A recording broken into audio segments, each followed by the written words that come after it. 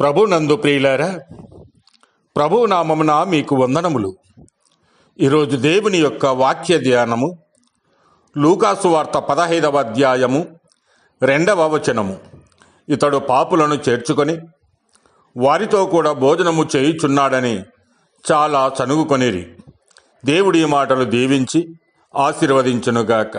గమనించండి ప్రియులారా, నేరస్తులు సాధారణముగా భయముతో జీవితము గడుపుతారు.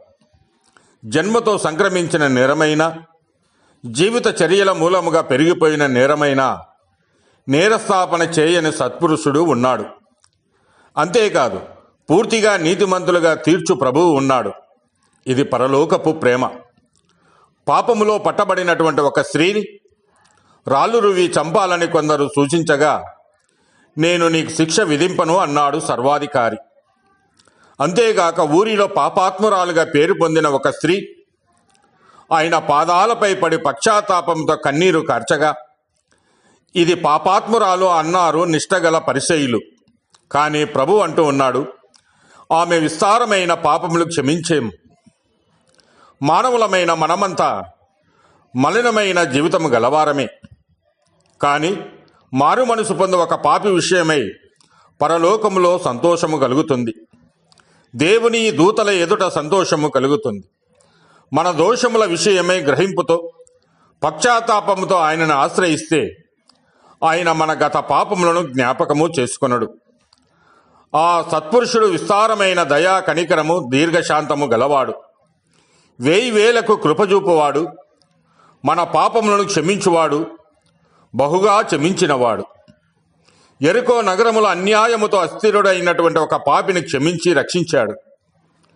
దూషకుడుగా, హింసకుడుగా, నరహంతకుడుగా జీవించిన ఒక నిష్ఠా గరిష్ఠుణ్ణి దమస్కు పట్టణంలో దర్శించి ఆయనని క్షమించి రక్షించిన దయామయుడు ఆ ప్రభు.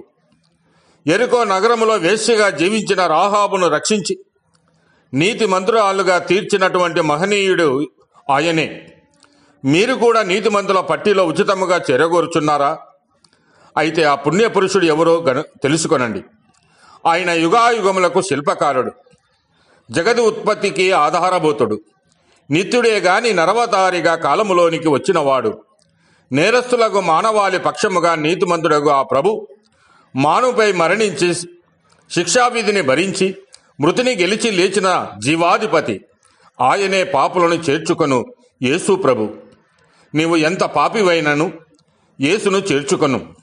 ఆయన నిన్ను మధురముతో, ఆయన నిన్ను సంతోషముతో, ఆయన హృదయములో నిన్ను చేర్చుకొని నీ పాపములు క్షమించబడతాయి. ప్రభు అంటున్నాడు, నా యొద్దకు వచ్చు వారిని నేను ఎంత మాత్రమూ త్రోసివేయను. నిజమే ప్రియులారా, మరి ఈ సమయంలో నువ్వు ప్రభువును నమ్ముకొని నీ పాపాలు ఒప్పుకొంటే నువ్వు క్షమింపబడతావు. దేవుడు మిమ్మల్ని దీవించి ఆశీర్వదించునుగాక.